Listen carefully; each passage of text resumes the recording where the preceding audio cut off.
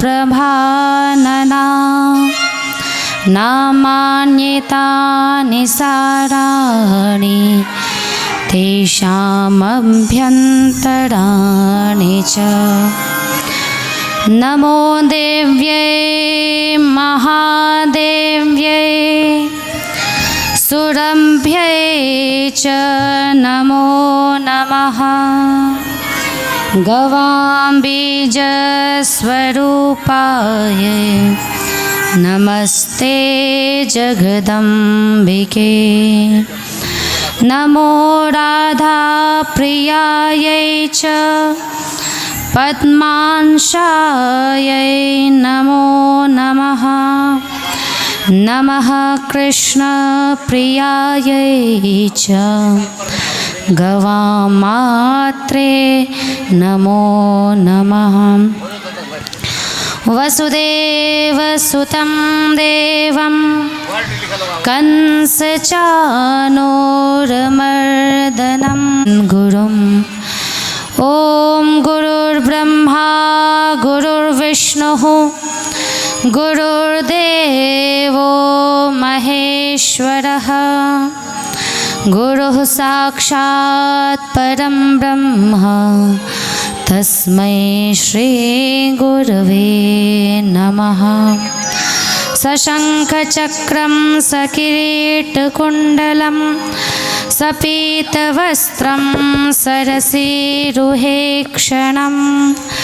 सहारवक्षस्थलकौस्तुभश्रियं नमामि विष्णुं शिरसा चतुर्भुजं। कर्पूरगौरं करुणावतारं संसारसारं भुजगेन्द्रहारं सदा वसन्तं हृदयारविन्दे भवं भवानी सहितं नमामि। ॐ जयन्ती मङ्गलाकाली भद्रकाली कपालिनी दुर्गा क्षमा शिवा धात्री स्वाहा स्वधा नमोऽस्तुते। या देवी सर्वभूतेषु शक्तिरूपेण संस्थिता नमस्तस्यै नमस्तस्यै नमस्तस्यै नमो नमः। महालक्ष्मी नमस्तुभ्यं नमस्तुभ्यं सुरेश्वरी हरिप्रिये नमस्तुभ्यं नमस्तुभ्यं दयानिधे। नीलाम्बुजश्यामलकोमलाङ्गं सीतासमारोपितवामभागं पाणौ महासायकचारुचापं नमामि रामं रघुवंशनाथं। श्रीराम राम रामेति रमे रामे मनोरमे सहस्रनाम तत्तुल्यं रामनाम वरानने। ॐ मनोजवं मारुततुल्यवेगं जितेन्द्रियं बुद्धिमतां वरिष्ठं वातात्मजं वानरयूथमुख्यं श्रीरामदूतं शरणं प्रपद्ये। श्रीरामदूतं शरणं प्रपद्ये। दोनों हाथ उठा के बोलिए हरे कृष्णा कृष्णा कृष्णा हरे हरे हरे राम राम राम हरे हरे। हरे कृष्णा कृष्णा कृष्णा हरे हरे हरे राम राम राम हरे हरे हरे कृष्णा कृष्णा कृष्णा हरे हरे हरे राम राम राम हरे हरे। आइए इस महामंत्र का हम सब मिलके भजन करें। हरे कृष्णा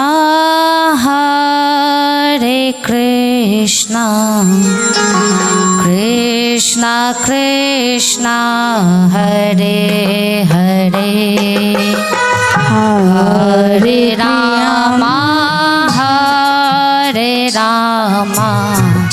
राम राम हरे हरे। सब गाइए। हरे कृष्णा कृष्णा कृष्णा हरे हरे हरे राम राम राम हरे हरे। हरे कृष्णा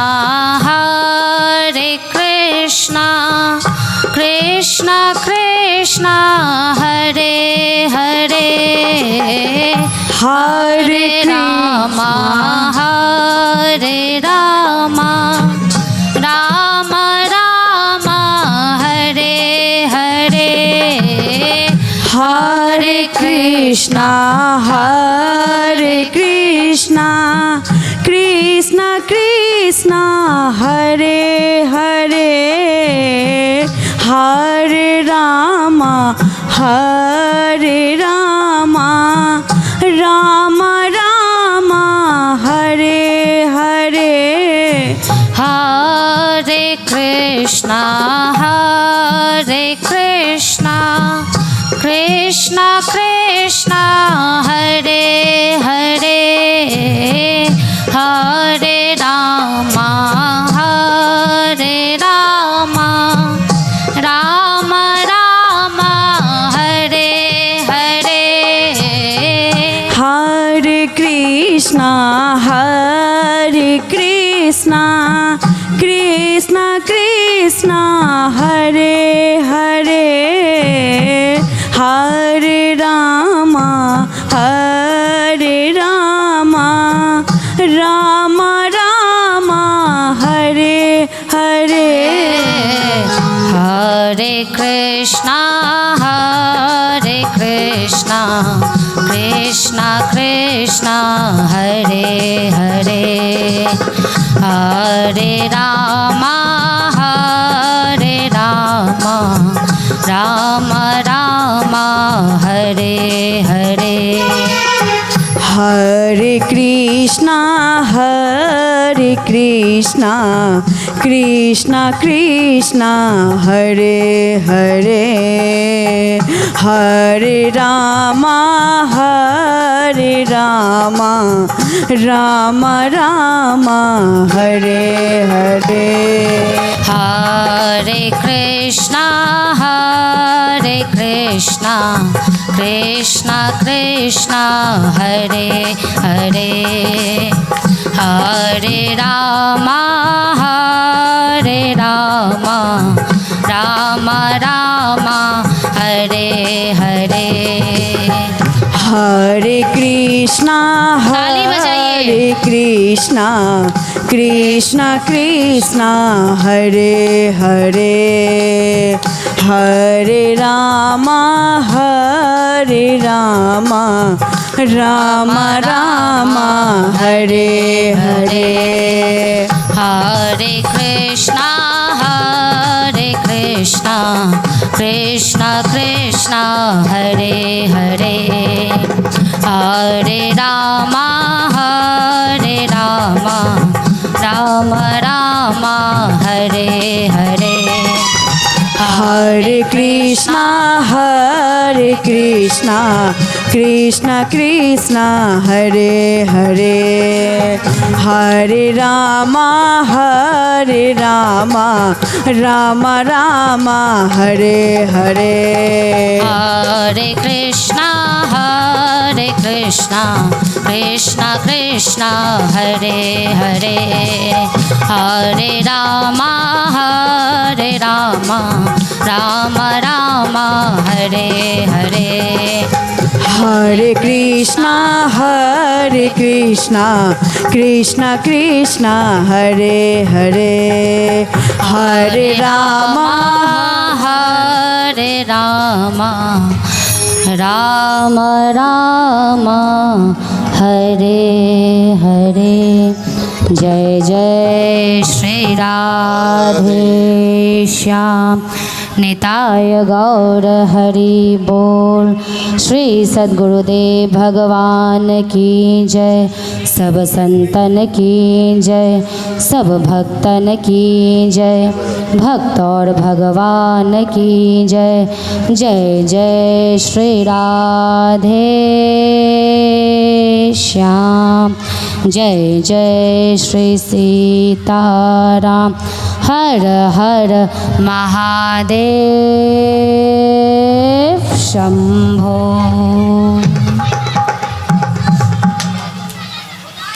आज श्रीमद् भागवत का तृतीय दिवस है और हम सब साथ में चैत्र नवरात्र भी मना रहे हैं। कल द्वितीया और तृतीया दोनों तिथि थी, आज चतुर्थी है।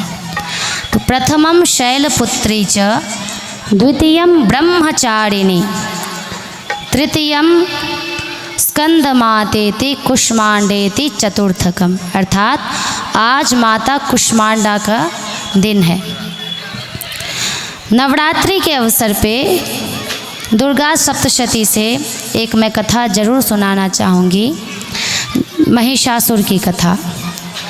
महिषासुर जब इस पूरे सृष्टि में आतंक फैलाता है तो असुर बुद्धि क्या होती है उसे ध्यान से समझिए। असुर बुद्धि होती है कि उसे लगता है कि सब कुछ मैं लूँ। एक बहुत सुंदर कथा है।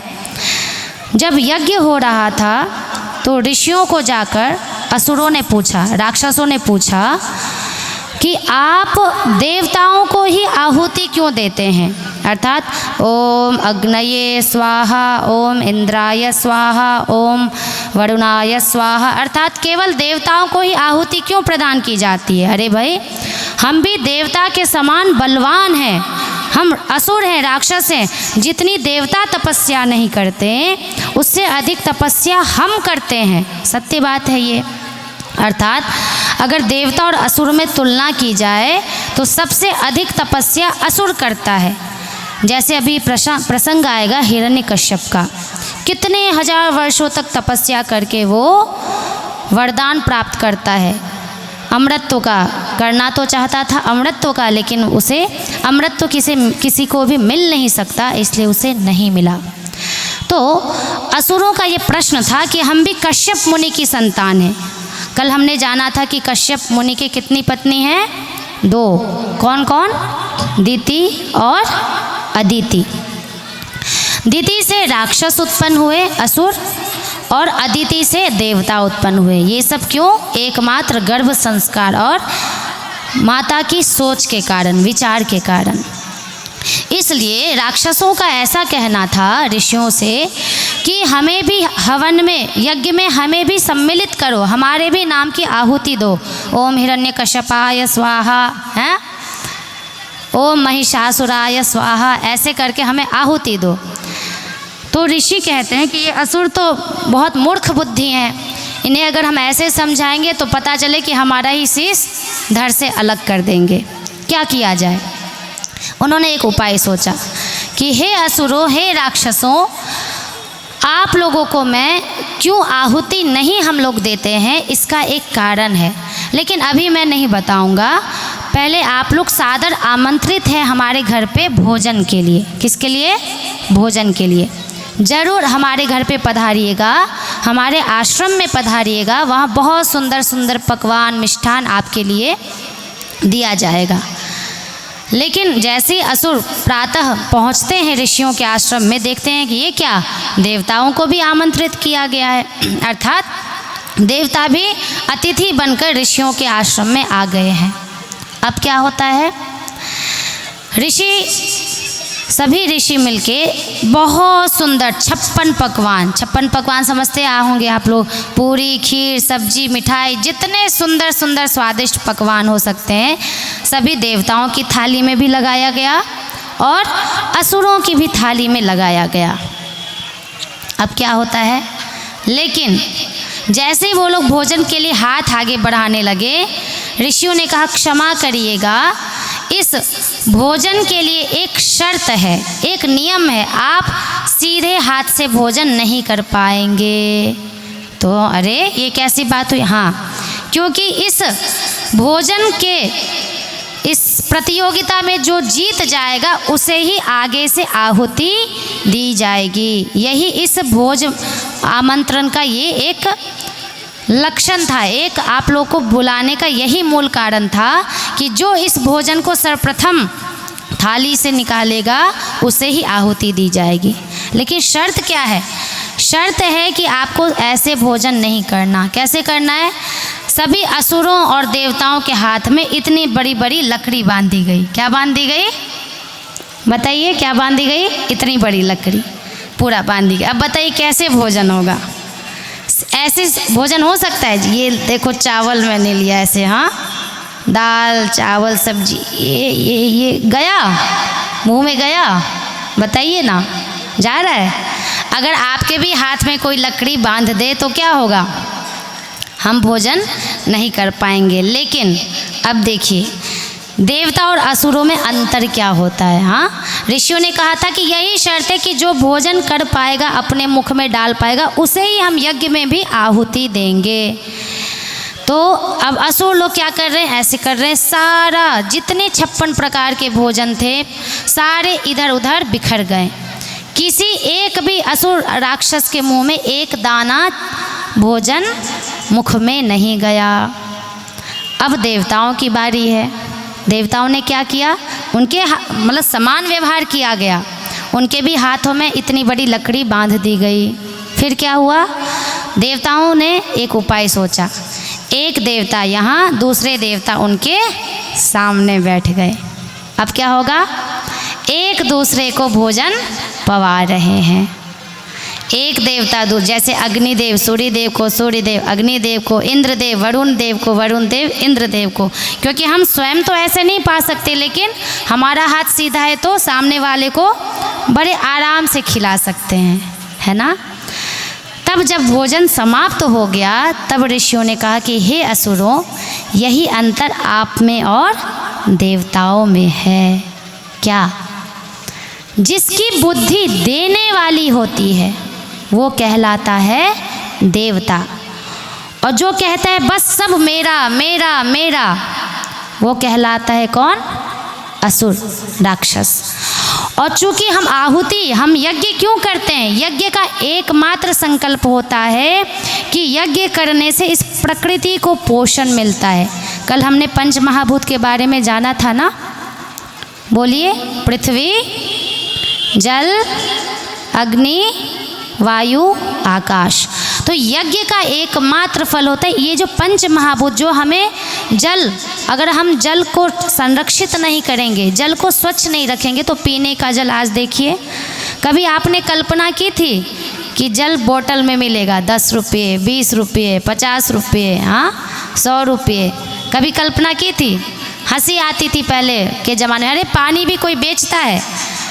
जगह जगह पे लोग प्याऊ लगाते थे, एक जल पिलाना भी बहुत पुण्य का कार्य माना जाता था।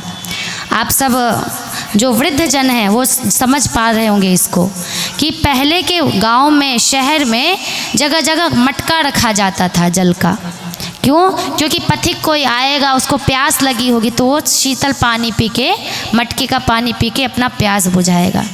लेकिन आज देखिए कहीं ना कहीं देवत्व से हम लोग असुरत्व की ओर बढ़ रहे हैं। देवता का भी हमने जाना क्या, ददाति इति देवता, जो देना जानता है। आजकल हर कुछ में पैसा है ना, पानी भी पियोगे तो पैसा देना पड़ेगा। किसी दुकान में भी जाओ कि भैया पानी है, तो वो आपको अपना जो उनका फिल्टर रहता है वाटर वो नहीं पिलाएंगे, वो आपको बोतल निकाल के देंगे, लो मतलब पानी भी लो तो मतलब मुझे पैसा दो। ये असुरत्व बुद्धि है, लेने की, केवल लेने की। इसलिए आजकल पुण्य कर्म घटते जा रहे हैं, लोगों के अंदर पुण्य प्राप्त करने की बुद्धि घटती जा रही है, क्योंकि पाप बुद्धि बढ़ती जा रही है। और पाप बुद्धि कैसे बढ़ती है, लेने की भावना से। कितना ले लिया जाए, कितना घसीट लिया जाए, खसूट लिया जाए, तो आजकल ये चल रहा है। इसलिए अगर हम देवता बनेंगे तभी ये संपूर्ण प्राणी सुखी रहेंगे, हम सुखी रहेंगे। पहले मुझे याद है बहुत वृद्ध जन होते थे तो पुण्य का काम समझते थे कुआं बावली खुदवाना। आपके मोहल्ले में कोई कुआं है, जरा हाथ उठा के बताइए, कहीं कुआं देखा है आपने? और आपको पता है पहले पुण्य का कार्य क्या समझा जाता था। इसलिए अपने वृद्धों की बात हम मानना छोड़ दिए। जैसे जैसे हमारे घर में दादाजी होते थे, दादी माँ होती हैं, नाना जी नानी माँ होती हैं, उनकी बात हम सुनते ही नहीं हैं। उनके ज़माने में जाके पूछिए कि पुण्य का कार्य समझा जाता था कुआं बावली खुदवाना। आज जल का त्राहिमाम है। वर्षा हुई, पिछले वर्ष भी कम वर्षा, इस वर्ष भी बहुत कम वर्षा होने वाली है अनुमान के अनुसार। क्यों? पहले वर्षा को संरक्षित रखने के लिए कुआं खुदवाया जाता था, और ये इसलिए जिससे कि आने वाली पीढ़ी को जल का संकट ना भोगना पड़े। हम कितने स्वार्थी होते जा रहे हैं कि अपने ही वंश के लिए कुछ भी बचा रख के नहीं सोचते हैं।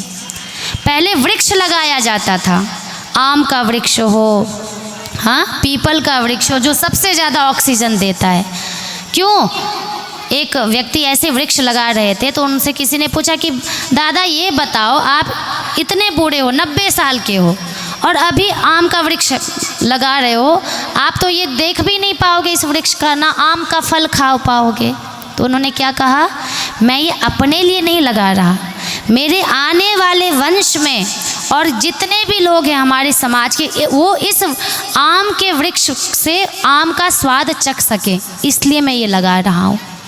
तो पहले पुण्य माना जाता था वृक्ष लगाना, कुआं बावली खुदवाना। लेकिन आज देखिए, आज हम पुण्य को कितना समेट दिए हैं, है ना। पुण्य को केवल समझते हैं कि थोड़ा सा भगवान के सामने प्रणाम कर लो, नारियल फोड़ दो, ये कर दो, वही बस पुण्य का वो भी है। लेकिन प्रकृति को अगर हम मारते जाए, माँ भगवती क्या है, साक्षात प्रकृति ही तो है। हाँ, पुरुष कौन है, एकमात्र शिव, और प्रकृति कौन है, एकमात्र माँ भगवती। और पता है शिव अर्थात पुरुष प्रलय कब करते हैं? शिव का दूसरा नाम क्या है, संहार करता। ब्रह्मा कौन है, रचयिता। बच्चों ब्रह्मा कौन है, रचयिता, और विष्णु पालन करता। कौन है, पालन करता। और शिव कौन है, संहार करता। तो अभी जैसी स्थिति देखने में आ रही है कि हम सब प्रकृति माता को बिल्कुल इतना गंदा कर चुके हैं। चाहे वो कूड़ा कचरा से लेके देखिए, अभी ये जल अभी सामने दिखाई दे रहा है, आप सुबह में इसका नज़ारा देखिएगा, सब इसी में कूड़ा कचरा फेंकेंगे। फेंकते हैं कि नहीं? साबुन से घस घस के, कपड़ा घस घस के गंदा करते हैं। खैर क्या बताया जाए। इसलिए सत्संग एकमात्र मनुष्य का नेत्र खोलता है। हमारी ये जो दो नेत्र हैं ना, वो मूर्ख नेत्र हैं। ये दो नेत्र क्या करते हैं, मूर्खता दिखलाते हैं। चकाचौंध, जैसी बिजली दिख रही है, ये दिख रही है, बस इसी में। लेकिन पता है एक नेत्र कहाँ होता है, ये तीसरा नेत्र जहाँ शिव जी का होता है, वहाँ हमारा भी तीसरा नेत्र होता है। तो ये तीसरा नेत्र कब खुलता है, जब हम अपना आकलन करते हैं। कैसे? थोड़ी देर एकांत में बैठिए, थोड़ी देर मोबाइल को साइड कीजिए, कम से कम 15 मिनट। 24 घंटा होता है हमारे पास, 24 घंटा में से सोचिए कि मुझे 15 से 20 मिनट मोबाइल को बिल्कुल उस रूम में दे देना है, स्विच ऑफ करके रख देना है, चाहे कितना भी इमरजेंसी हो। और 15 से 20 मिनट मुझे केवल ओम या तो ओम का जप कीजिए या फिर ये जो महामंत्र है हरे कृष्णा कृष्णा कृष्णा हरे हरे, हरे राम राम राम हरे हरे, चाहे जो भी नाम लीजिए। ये नहीं है कि ये महामंत्र इसलिए क्योंकि इस महामंत्र को आप बाथरूम में भी हैं, कहीं भी हैं जप सकते हैं, इसकी कोई मर्यादा नहीं है। श्री चैतन्य महाप्रभु ने इतनी बड़ी कृपा की कि व्यक्ति अहरनिश कैसे नाम ले सके। कल मैंने कहा था कि शेष नाग जी की मैं कथा सुनाऊंगी। तो एक बार क्या हुआ, हमारे संत कबीरदास हैं, पहचानते हैं आप लोग कबीरदास को, बहुत प्रामाणिक संत हुए हैं हमारे सनातन धर्म में। तो कबीरदास जी को बहुत अजीब लगता था कि लोग केवल कर्मकांड में फंसे हैं लेकिन भगवान के असली तत्व को नहीं समझ पा रहे हैं। तो एक दिन क्या हुआ, कबीरदास जी एक पंडित जी उस समय ना लोटा लेके जाते थे शौचालय करने, हाँ शौच आदि करने, अभी तो सब जगह शौचालय खुल गया है। तो लोटा लेके पंडित जी गए शौच करने, फिर जब आए तो मतलब अपवित्र अवस्था में थे। तो कबीरदास जी कहते हैं पंडित जी राम राम, क्या बोलते हैं राम राम। अब पंडित जी कहते हैं अरे हमने कहा राम राम, आप कहते हैं अब कबीरदास जी भी बड़े थोड़े मजाकियल कहते हैं ना, उनको मज़ा आता था क्योंकि वो तत्व समझाना चाह रहे थे पंडित जी को। तो फिर कहते हैं राम राम पंडित जी, मतलब वो समझा रहे कि रुक जाओ थोड़ी देर, थोड़ा मैं मुंह ये सब साफ कर लूँ, जल से स्नान कर लूँ, तब जाके राम राम ऐसे कैसे बोल सकते हैं अपवित्र अवस्था में, अभी शौच करके आया हूँ। तो कबीरदास जी तब तक राम राम बोलते रहे जब तक कि वो, लेकिन पंडित जी भी बहुत जिद्दी थे, जब तक वो पूर्ण स्नान करके पवित्र होके नहीं आ गए तब तक वो राम राम बोले नहीं। और आके बोले कि हाँ कबीरदास जी राम राम।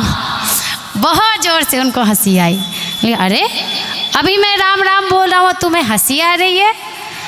तो हाँ इसलिए क्योंकि जिस समय मैं राम राम कह रहा था उस समय आपने क्यों नहीं कहा अरे मूर्ख तुम्हें पता नहीं मैं अपवित्र अवस्था में था, अपवित्र अवस्था में भगवान का नाम नहीं लेना चाहिए। तो फिर अच्छा, अब कबीरदास जी बहुत तत्वदर्शी संत हुए हैं, है ना, तत्व को समझने वाले। तो उन्होंने कहा अच्छा ये बताइए आप पवित्र किससे हुए? तो पवित्र जल से, और किससे? अच्छा जल। तो ये बात तो सत्य है कि जब भी हम अपवित्र होते हैं तो सबसे पहले क्या करते हैं? जल लेते हैं ना, चाहे वो गंगा जल हो, चाहे घर में रखा हुआ शुद्ध जल हो, उसी से अपने आप को पवित्र समझते हैं स्नान करके। कबीरदास जी का प्रश्न था ये जल कहाँ से पवित्र हुआ? आप सबको पता है जल से हम पवित्र होते हैं, लेकिन जल में इतनी पवित्रता कहाँ से आई? पता है? कौन बताएगा? नहीं पता तो ये सुनिए ध्यान से और बताइएगा सभी लोगों को कि जल कहाँ से पवित्र हुआ है। तो पंडित जी ज्ञानी थे, तो उन्होंने कहा कि जल ऐसे वर्णित है शास्त्रों में कि शेषनाग जी जो पृथ्वी को अपने कहाँ रखते हैं? अपने फण पे धारण करते हैं, वो शेषनाग जी अहरनिश भगवान का नाम लेते हैं। अर्थात इस पूरी सृष्टि में अगर कोई भगवान का नाम लेने वाला अत्यंत नाम प्रेमी है तो एकमात्र शेषनाग जी। क्यों? क्योंकि जैसे देखिए हम और आप नाम लेते हैं, अभी तो हम और आप एकदम प्रथम अवस्था में हैं, छूट भी जाते हैं, मन चंचल है, लेकिन शेषनाग जी अर्ध नेत्र बंद करते हुए हरे कृष्ण कृष्ण कृष्ण हरे हरे, हरे राम राम राम हरे हरे, हरे कृष्ण कृष्ण राम राम राम हरे हरे, नारायण नारायण नारायण नारायण नारायण नारायण नारायण नारायण नारायण नारायण नारायण ना। अब उन्हें लगता है कि जब आप ज़्यादा नाम लेते रहेंगे तो नाम लेते लेते लेते लेते लेते आपके मुंह में क्या आता है? लार आता है ना। क्या आता है? तब हम क्या करते हैं? अपने आप अपना लार कर क्या करते हैं? ऐसे करके घोंट के अंदर कर लेते हैं। लेकिन शेष भगवान ऐसा सोचते हैं कि अरे जितने एक सेकेंड में मैं अपना लार ऐसे करूँगा तब तक मेरा भगवान नाम छूट जाएगा। ओहो, एक पल भी मैं अपना व्यर्थ नहीं करना चाहता। तो क्या होता है? वो लार उनके मुख से निकलता है और वही लार जाके कहाँ मिलता है? वो पूर्ण समुद्र का रूप लेता है, क्योंकि शेषनाग जी छोटे नहीं है, बहुत विशाल हैं। क्योंकि सोचिए पृथ्वी इतनी विशाल और शेषनाग कितने विशाल होंगे। तो उन्हीं के लाड़ से ये समुद्र का निर्माण हुआ और वो समुद्र से में सारी नदियाँ मिलती हैं, सभी उद्गम स्थान है। तो कुल मिला के जो जल हमें प्राप्त होता है वो कहाँ से? नाम से। नाम से जो वो लाड़ टपका है भगवान नाम की पवित्रता से, उस जल से, अर्थात जल भी किससे पवित्र हो रहा है? भगवान नाम से। ये है भगवान नाम की महिमा। कोई कहते हैं ना, राम नाम के हीरे मोती मैं बिखराऊं गली गली। तो नाम इतना पवित्र है। अब कबीरदास जी ने कहा कि अच्छा अब बताइए, जल जिससे पवित्र है वही नाम तो मैं आपसे कह रहा था लेने के लिए। इसलिए कहते हैं ओम अपवित्र पवित्रीकरण में कौन सा मंत्र है उसका अर्थ पता है आप लोगों को? ओम अपवित्र पवित्रो वा सर्वावस्थां गतोपि वा यः स्मरेत् पुंडरीकाक्षं स बाह्य आभ्यंतरः शुचि। अर्थात क्या तात्पर्य हुआ कि जो स्मरेत पुंडरीकाक्षम, जो पुंडरीकाक्ष भगवान का स्मरण करता है, चाहे किसी भी अवस्था में, अपवित्र अवस्था में या फिर पवित्र अवस्था में, सर्वावस्थां गतोपि, या किसी भी अवस्था में, चाहे आप अपवित्र हों चाहे पवित्र हों, चाहे किसी भी अवस्था में हो, यदि आप जिस समय जिस क्षण भगवान के नाम का स्मरण करते हैं अर्थपूर्वक, अर्थात उनका ध्यान पूर्वक, उसी तत्क्षण आप पवित्र हो जाते हैं। कितनी बड़ी बात है। तो इसलिए कहा जाता है कि भगवान को पहले अपना बनाइए। और वो नाम कैसे निकलेगा? जब हम भगवान के कहेंगे कि हम आपके हैं, हम और किसी के नहीं हैं। मैंने कहा ना बारंबार कि जब भगवान देखते हैं किसका प्रेम बट रहा है, पुत्र में, पुत्री में, दादा में, दादी में, नाना में, नानी में, माता में, पिता में, तो फिर भगवान के लिए कहाँ बचा? तब तो फिर भगवान केवल एक साधन हो गए कि हे भगवान। अच्छा, हम मांगते भी क्या है भगवान के पास आके? अपने संसार कुटुंबियों की भलाई, अपनी भलाई। उनसे प्रेम कहाँ करते हैं? उनसे प्रेम करना सीखिए। इसलिए बड़ा प्यारा भजन है, क्या सोच समझना पड़ेगा कि हम आपके हैं और आप मेरे हैं। हम तुम्हारे थे प्रभु जी, हम तुम्हारे हैं, हम तुम्हारे ही रहेंगे। ओ मेरे प्रियतम, बोलिए साथ में। हम तुम्हारे थे प्रभु जी, हम तुम्हारे हैं, हम तुम्हारे ही रहेंगे। ओ मेरे प्रियतम। अधिकार दिखाना होगा भगवान को कि आप मेरे हो, मैं आपका हूँ। और तुम हमारे थे प्रभु जी, तुम हमारे हो, तुम हमारे ही रहोगे। ओ मेरे प्रियतम।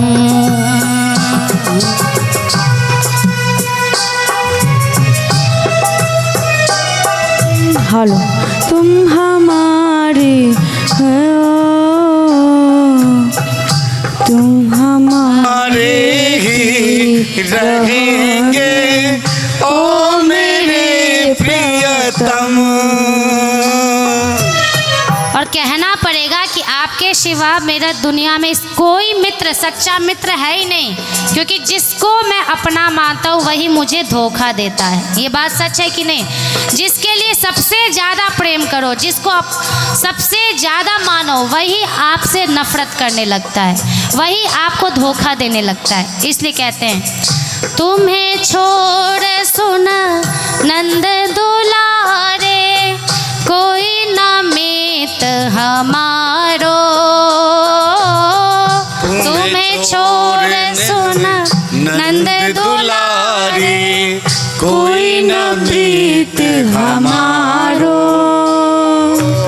किसके द्वारे जाय पुकारो और न कोई सहारो। किसके द्वारे जाय पुकारो कोई सही सहारो। अब तो आके बाँह पकड़ लो ओ मेरे प्रियतम। तुम हमारे थे प्रभु जी, तुम हमारे हो, तुम हमारे ही रहोगे ओ मेरे प्रियतम। तो ये कहना पड़ेगा। लेकिन देखिए मनुष्य की विडंबना कि वो इतना धोखा खाता है, फिर भी उसे चाहिए कौन? संसार ही। नहीं, एक बार धोखा मिले, 2 बार मिले, 3 बार मिले, फिर भी चाहिए क्या? संसार ही। एक बार बस भगवान को पकड़ लीजिए। देखिए कहते ना कि तू मेरी ओर एक कदम बढ़ा कर तो देख, तेरे ओर 100 कदम ना बढ़ा दूं तो कहना। इनको पकड़ लीजिए तो संसार भी आपका, दोनों हाथ में लड्डू। हाँ, एक हाथ में अर्थात भगवान को पकड़िए तो दोनों हाथ में लड्डू, और संसार को पकड़िए तो दोनों हाथ खाली, ठेंगा। इसलिए फ़ायदा किस में है? भगवान को पकड़ने में। उनको पकड़िए, पकड़ के तो देखिए। पकड़ने का तात्पर्य है कि उनसे अपना कोई संबंध बनाइए। आप लोग भगवती माँ के पास आते हैं, अभी तो माँ का षष्ठी तिथि में 6ठम दिवस में नेत्र खुलेगा। लेकिन देखिएगा आप लोग क्या करेंगे? आएंगे, माँ को अगरबत्ती दिखाएंगे, दीप दिखाएंगे, चले जाएंगे। नहीं, सोचिए ये जो कुंभकार हैं, जो भी बनाते हैं, वो कितने डूब के माँ के प्रेम में बनाते होंगे उनकी मूर्ति, उनका विग्रह। तो हमें क्या करना चाहिए? मेला की चकाचौंध में मत घूमिए। मेला तो आएगा चला जाएगा, लेकिन यदि आप माता के सामने उनके नेत्रों को निहारिए कि आह माँ आप कितनी, इस पूरे विश्व में यदि कोई सुंदर है तो केवल आप हैं। और उनके पास आइए तो कुछ मांगिए मत, थोड़ा मौन होके भी आइए। हाँ, सोचिए कि इतनी भीड़ आती है, मुझे कहा गया 2 से 3 हज़ार लोग आते हैं, तो जितने भी आते होंगे तो वो उन सब की अपनी अपनी अभिलाषा है। लेकिन पता है माँ की नज़रें किसको खोजती है? ऐसी बात नहीं है, माँ भोग प्रदायिनी भी है, आप जो मांगेंगे माँ देंगी। लेकिन माँ की नज़रें किसको खोजती है पता है? जो निष्काम बनकर आता है। कहता है कि मैं कुछ मांगने नहीं आया हूँ, बस आपको देखने आया हूँ। अपने साथ ही देखिए ना, यदि आपसे कोई व्यक्ति हमेशा मांगता है, चाहे कितना भी अपना हो, कोई मित्र हो, यार 200 रुपये दे दे, 1000 दे दे, पार्टी दे दे, ये दे दे, वो दे दे, आपका मन चिढ़ जाएगा कि जब देखो मुझसे मांगता ही रहता है, मुझसे मांगता ही रहता है, हमेशा मांगता ही रहता है। गुस्सा आता है ना। अगर कोई आपसे भी स्वार्थ का संबंध बनाता है तो क्रोध आता है।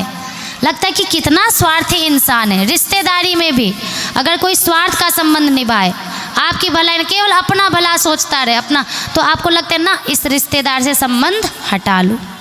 तो सोचिए हम वही भगवान के तो अंश हैं, तो भगवान भी यही सोचते हैं कि ये जब आता है मेरे से केवल मांगता रहता है, कभी मेरे साथ प्रेम का संबंध बनाया है? और ऐसे ही अगर कोई दूसरा मित्र आपके पास आए कि नहीं मैं तुम्हारी बातें सुनने आया हूँ, तुम्हें देखने आया हूँ, तुम ठीक तो हो, तुम कुशल से तो हो, बहुत अच्छा लगता है। इसी प्रकार माँ के पास आइए तो उनसे पूछिए कि मैं आपके लिए क्या कर सकती हूँ। हे माँ, मैं आपको कैसे प्रसन्न कर सकती हूँ? इसलिए नहीं आपको मैं प्रसन्न करना चाहती हूँ कि आप मुझे ये दे दे वो दे दे, आप प्रसन्न रहें, इसलिए बस मैं आपको नौकर बन करके आ गए। क्या है विद्यापति? अगर विद्यापति भी यही ऐसे भजन में कहते कि हाँ बाबा ई द दियो, बाबा ऊ द दियो, बाबा फल्ला द दियो, बाबा ढिंगा, विद्यापति का एक एक भजन देखिए इतना करुण भाव में रहता है।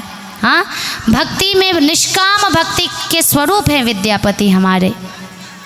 उनका एक भी भजन आप नहीं देखेंगे जो मांगने वाला हो। मांगते भी है तो कहते कि ये जो दुख है इसको सर्वथा मिटा दीजिए। सोचिए, महादेव साक्षात, तो ऐसी भक्ति दिखाएंगे तब तो भगवान हमें दर्शन देंगे, हमारा कल्याण करेंगे। तो इसी क्रम में वराह अवतार की कथा हमने जानी थी और इसके बाद स्वयंभू मनु अर्थात जब ब्रह्मा जी ने सृष्टि रची तो उनसे जो सृष्टि बन रही थी, जैसे कि राक्षस हुए, असुर हुए, सब ब्रह्मा जी की ही संतानें हैं। तो बहुत सारी सृष्टि अजीबोगरीब, उन्हें लगा कि सृष्टि के करने के लिए एक सुव्यवस्थित व्यवस्था चाहिए।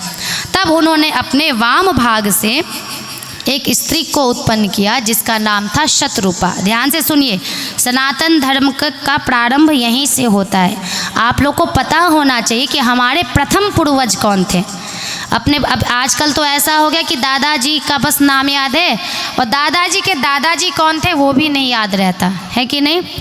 किसी से भी उनके परदादाजी परनाना जी का नाम पूछो, नहीं पता, केवल दादाजी तक सिमट गए हैं।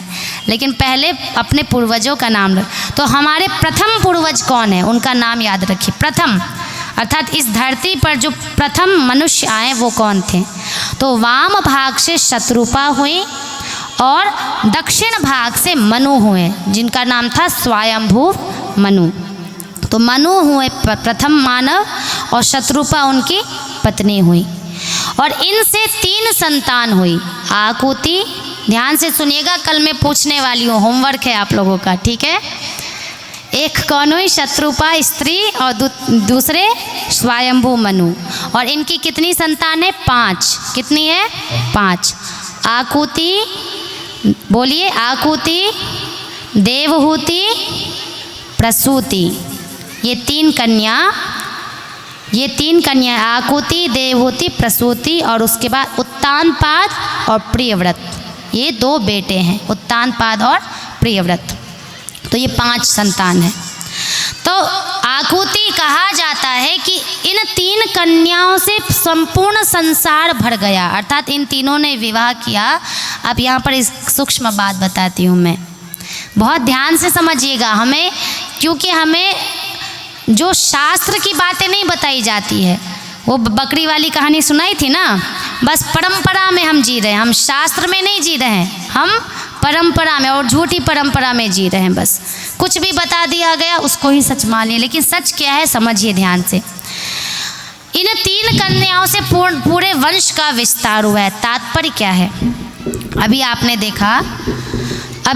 देखा कि ये जो 3 कन्या है, अभी कल से कन्याओं का पूजन हो रहा है। बेटी से वंश बढ़ता है, ध्यान से समझिएगा। अभी तक आप लोगों ने सुना होगा कि पुत्र से वंश बढ़ता है, सुना था ना, लेकिन क्या आपको पता है सच्चाई क्या है जो हमसे छिपाया गया? पुत्री से वंश बढ़ता है। आप पूछेंगे कैसे? आकुति, देवहूति, प्रसूति। देवहूति ने जब कर्दम प्रजापति से विवाह किया तो उनकी 9 कन्या और 1 पुत्र कपिल भगवान हुए। इसी प्रकार प्रसूति और आकुति जी का भी विवाह हुआ दक्ष प्रजापति से और एक प्रजापति थे उनसे, तो रुचि प्रजापति से। तो इन सब से कन्याएं बहुत संख्या में हुई। दक्ष प्रजापति की 60 कन्याएं, कितने? 60। भागवत जी में वर्णन है, अन्य शास्त्रों में वर्णन है 84। कितने? 84। दक्ष प्रजापति की एक भी संतान पुत्र नहीं थी, केवल कन्याएं ही थी। तो तात्पर्य क्या है समझिए कि जब भगवान को सृष्टि का विस्तार करना था तो उन्होंने पुत्र को अधिक पैदा नहीं किया, अधिक किसको किया? कन्या को।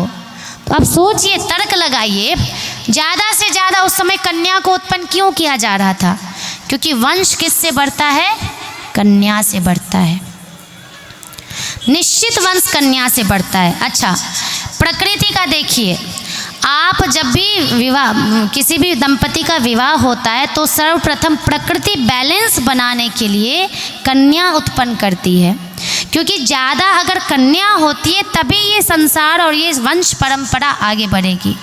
लेकिन कितनी विडंबना है हमारे समाज की, किसने इतनी कुरीति फैलाई इतना दुष्कर्म दुराचरण फैलाया कि आजकल बेटे को प्राप्त करने के लिए बेटी को कोख में ही मार दिया जाता है।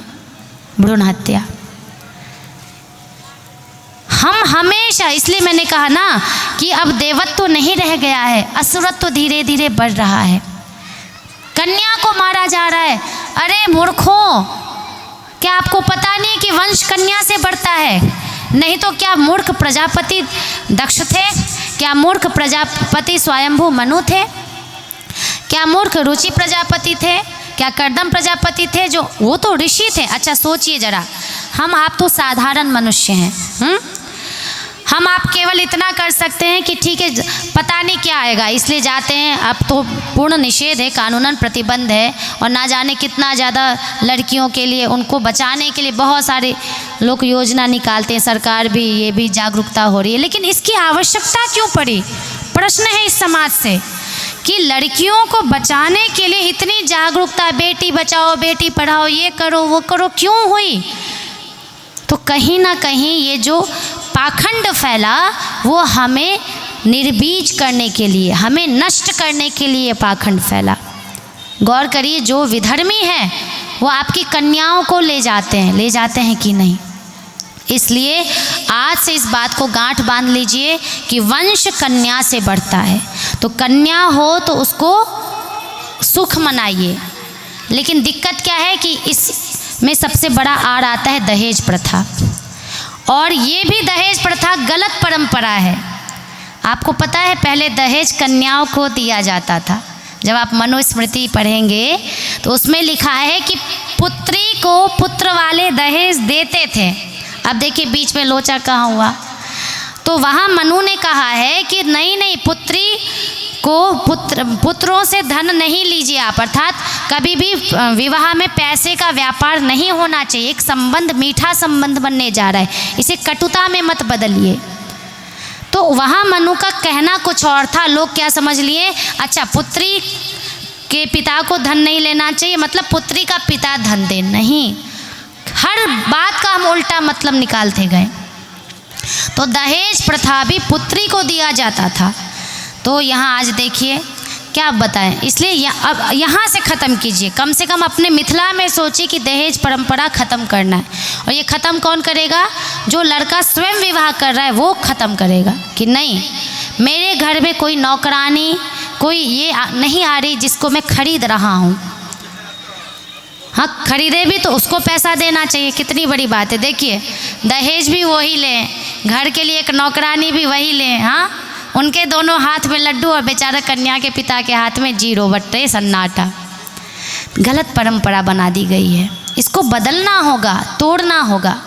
तो यहाँ पर देखिए कर्दम प्रजापति भगवान विष्णु की घोर तपस्या करते हैं, और तपस्या करने के बाद वो भगवान विष्णु उनको दर्शन देते हैं। और जब वो दर्शन देते हैं तो वो कहते हैं कि हे कर्दम प्रजापति, मैं आपका समझ चुका हूँ। विदित्वा तव चैत्यम में पुरैव समयोजितत् यदर्थम नियमैस्त्वयैवाहं समर्चित। अर्थात हे कर्दम प्रजापति, मैं जान गया हूँ कि आप तपस्या सुलक्षणा पत्नी के लिए कर रहे हैं। देखिए यहाँ तपस्या किस लिए किया जा रहा है? दुर्गा सप्तशती आप लोग पढ़ते होंगे तो उसमें कहा गया पत्नी मनोरमाम देही, अर्थात पत्नी ही एकमात्र होती है जो पति को इस संसार से पार ले जा सकती है, और पति ही होता है जो पत्नी को। इसलिए हमेशा विवाह करने में ध्यान रखिए, ये मत देखिए कि हमारी लड़की सुंदर होनी चाहिए, और लड़के तरफ मत देखिए कि यहाँ थोड़ा सा शराब पी लेता है, गुटखा का नशा है, कुछ नहीं है, बस दांत थोड़ा लाल लाल है उसका, है गुटखा चबाता है, पान चबाता है। लड़का बड़ा अच्छा है, जो गुटखा चबाएगा, पान चबाएगा, नशा करेगा तो क्या अच्छा रहेगा वो। लेकिन सरकारी नौकरी है, सब कुछ दुराचरण होना चाहिए, लेकिन सरकारी नौकरी होगा तो सब खत्म। ये नहीं कीजिए। इसलिए दोनों परिवारों में देखना चाहिए कि संस्कार कितना है, सुलक्षण कितना है, वो स्त्री को सम्मान देना जानता है कि नहीं। स्त्री पक्ष में देखना चाहिए वो कितनी संस्कारी है, भले ही बहुत पढ़ लिख ले लेकिन उसके अंदर अनुशासन है कि नहीं, मर्यादा है कि नहीं। तो ये लक्षण देख के वर वधू को का विवाह करवाना चाहिए। तो यहाँ कर्दम प्रजापति जब ये तपस्या करते तो भगवान उनको वरदान देते हैं कि आप परेशान मत हो, आपके यहाँ स्वयं स्वयंभू मनु पधारेंगे, तब अपनी देवहूति कन्या को आपको समर्पित करेंगे, आप उनसे विवाह कीजिएगा। और ऐसा ही होता है, उनसे विवाह होता है। पुनः देवहूति जी कर्दम प्रजापति की अनवरत सेवा करती रहती हैं और कर्दम प्रजापति ध्यान में ऐसे मग्न है कि उन्हें संसार का सुध ही नहीं, उन्हें ध्यान आता है अरे मेरी पत्नी भी है। तब वो देखते हैं कि इतनी दुबली हो चुकी है, वो कृशकाय हो चुकी है मेरी सेवा करते करते। तब कहते देवी मैंने आपका अपमान किया, इसलिए इसकी भरपाई करूंगा। तुरंत एक माया का ऐसा सुंदर बनाते हैं जो इंद्राणी को भी जो सुख ना मिले ऐसा सुख अपनी पत्नी के लिए वो प्रस्तुत कर देते हैं, क्योंकि वो ऋषि हैं, तपस्वी हैं। और तब उनसे 9 कन्याएं होती हैं, जिसमें माता अनसुईया का हम जानते हैं। माता अनसुईया देवहूति जी की पुत्री हैं। और पुनः कपिल देव भगवान जी का जन्म होता है। बोलिए कपिल देव भगवान की जय। इसी के साथ एक भजन हम सुन लें, एक भजन कर लें।